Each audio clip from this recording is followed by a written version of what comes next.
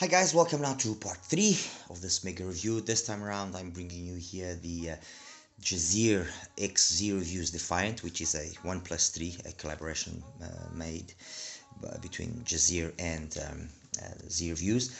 It's priced at $99, so $100. It also brings as an added novelty the cable, which is called the flare, which will also be made available at HIFIGO. I'm not sure about the price though. And it again is a product, and JUZEAR also, much like Meyer Audio and QE Ears, is a brand that has slowly been evolving. Each one of their products isn't just launched, let's say, for the sake of launching. There's quite a bit of research and development going into them, and that then reflects itself obviously in the final product, which is always a very decent and very high quality product. In the case of the Defiant, they took a lot of inspiration, in my opinion, from the Butterfly 61T, okay, which is the 1+6 that JUZEAR makes and was launched last year. And I mean, the tuning of one and of the other is almost identical. Bass, everything up to about 2.5 is basically the same. What then changes is the overall energy level from 2.5 and above, okay, where this one is a little bit more energetic, the Defiant, and by being a little bit more energetic, it then resolves, if you want to call it that way, which again I don't think it's an issue, much like I did with regards to the SL41 Mark 1 and the SL41 Mark 2, like I mentioned in part 2 of this review series. They both had the same tuning. The difference was the energy level, and some found the Mark 1 boring. I didn't find it boring. I found it very much well tuned and audiophile, if anything. The Mark 2 obviously will be more to the liking of the majority of people, and that's, I think, what happens as well here with the Butterfly and with the Defiant. Obviously we're talking twice the value, okay.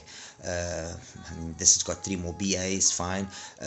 Does that justify then twice the price? Oh, well, I guess only you guys can decide, because in essence I'm very much sure that the majority of the parts, or a great number of the parts, or the hardware being used, is going to be very similar. There's not going to be huge differences here, and when you actually listen to them, you do find a very high degree of similarity in the sound. The bass is very similar, obviously, because of the way that this one is being tuned. That bass does come across, I wouldn't say more emphasized on the Defiant as compared to the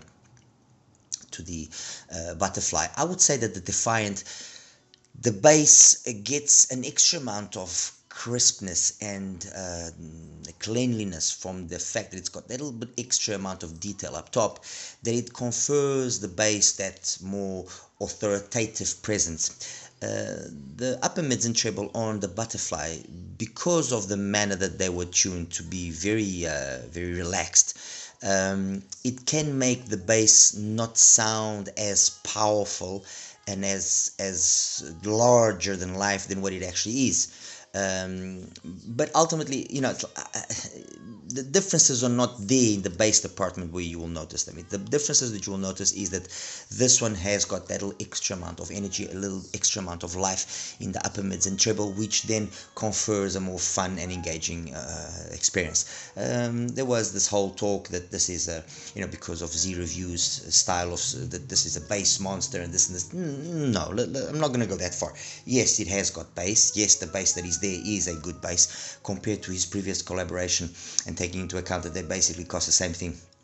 This is not a better IM. It's a 10-0 to his previous collaboration. Previous collaboration I thought was, in my opinion, an absolute disaster, but that's just me. This one, no. This one is a really nice sounding IM. That's the reality.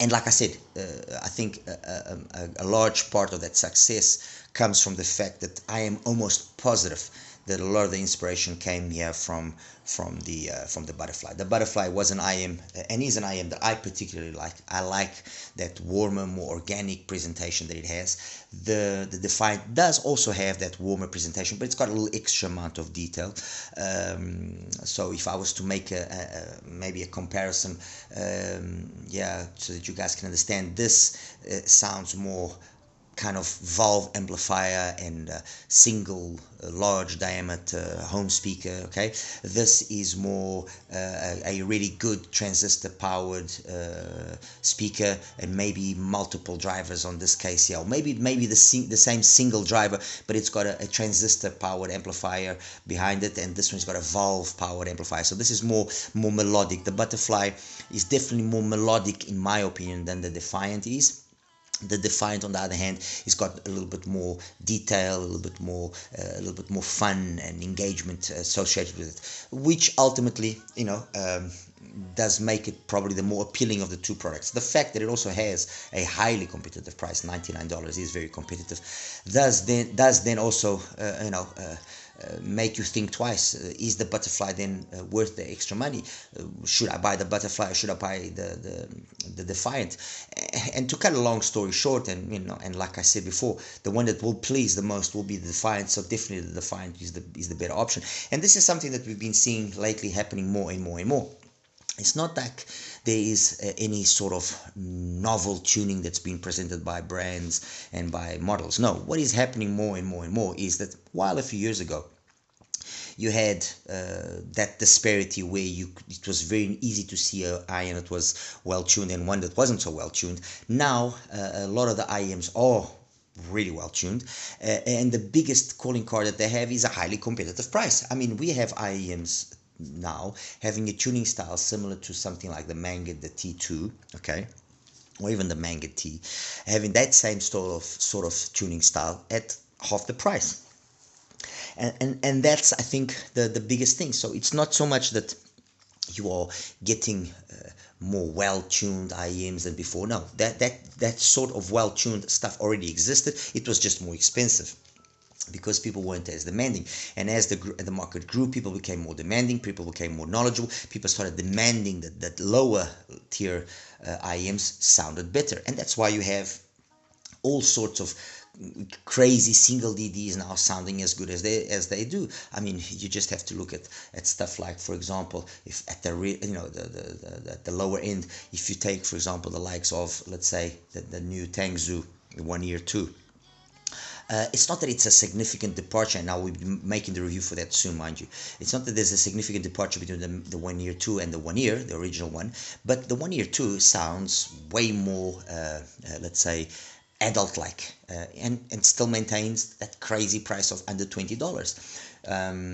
You know, it's that sort of thing. You have then stuff in terms of single DDs as well, like the Keyfind, the Delchi, again an IM that's at around $50. You know, you can't really criticize it because it sounds like a lot of really good single DDs did sound 4 or 5 years ago, which begs the question. I mean, was it that expensive to make those IMs 4, 5, 6 years ago? No, it just had a larger profit margin back then. I mean, the Tanstrom oxygen driver, and we've talked about this at length before, the Tanstrom oxygen driver can be bought for $8 to $10.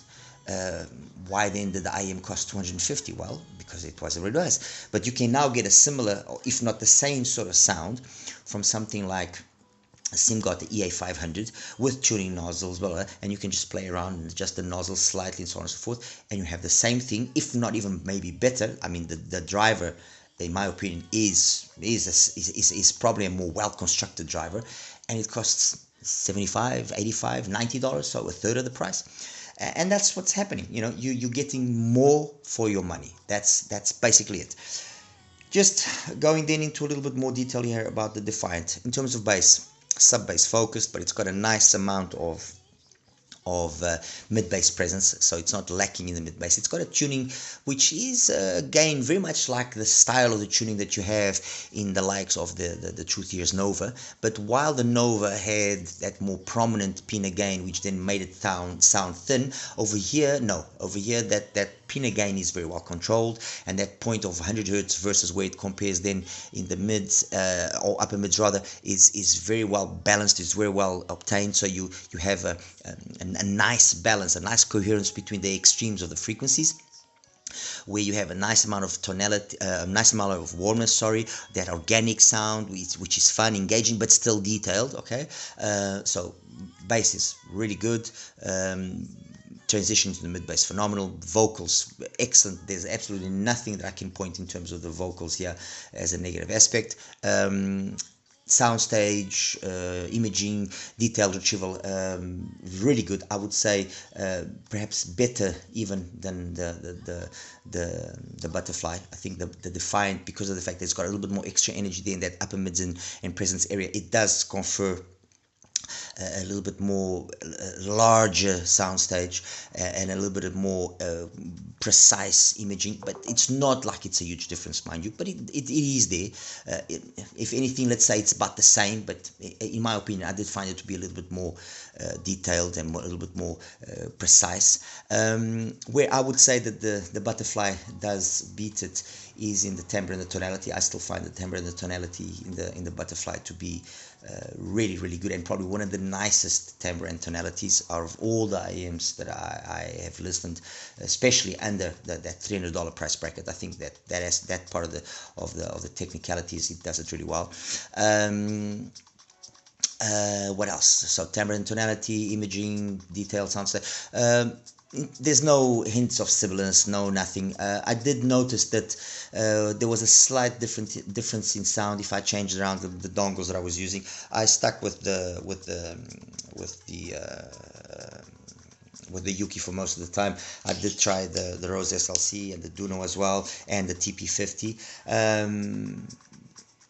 There were differences, but nothing significant, nothing that was a huge thing.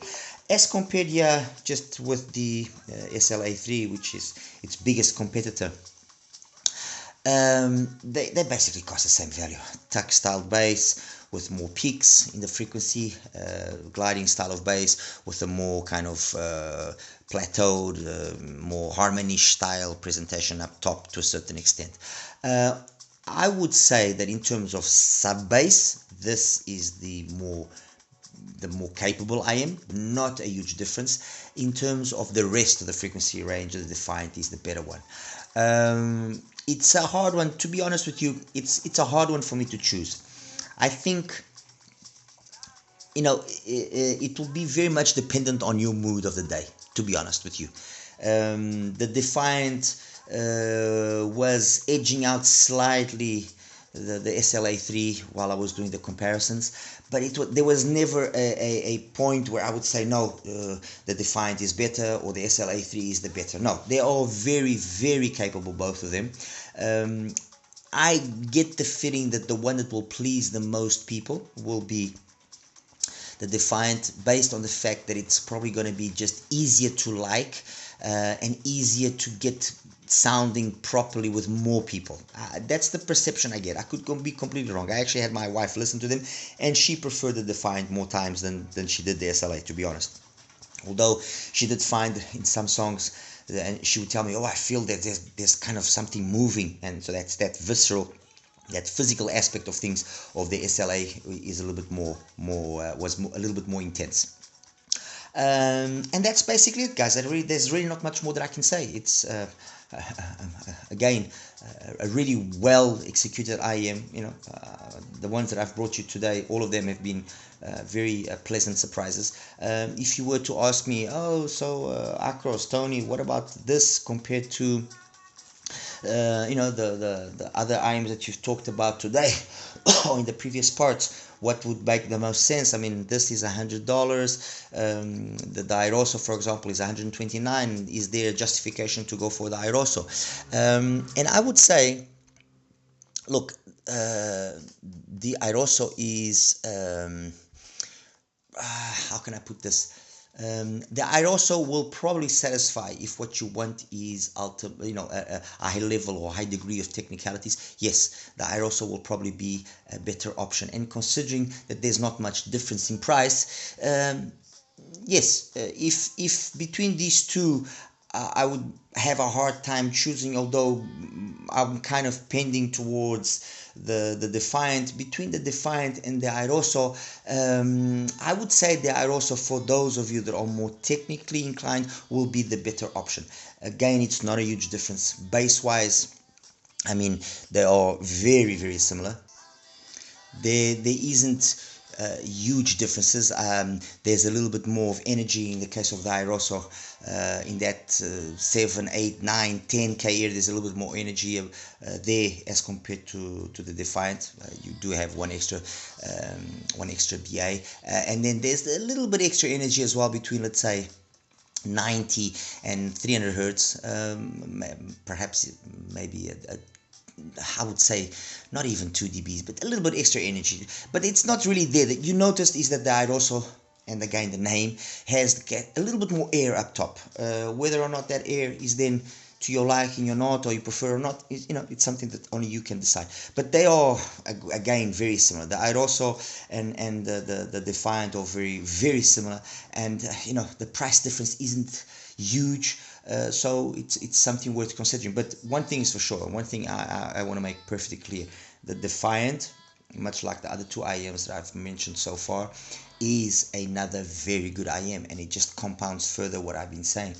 Guys, it's ultimately the accessories, what brings, or what the IEM brings, that is the deciding factor most of the times, because sonically they all sound fantastic. SLA3 is a phenomenal IEM. The Defiant, phenomenal cable, everything. If I look at that aspect, it's really well done. Mind you, the SLA3 also brings a nice cable, but these two compared to the QE ears, they do edge out the QE ears in terms of the cable quality. And that's that, guys. There's really not much more that I can say. All right, like and subscribe. Take care.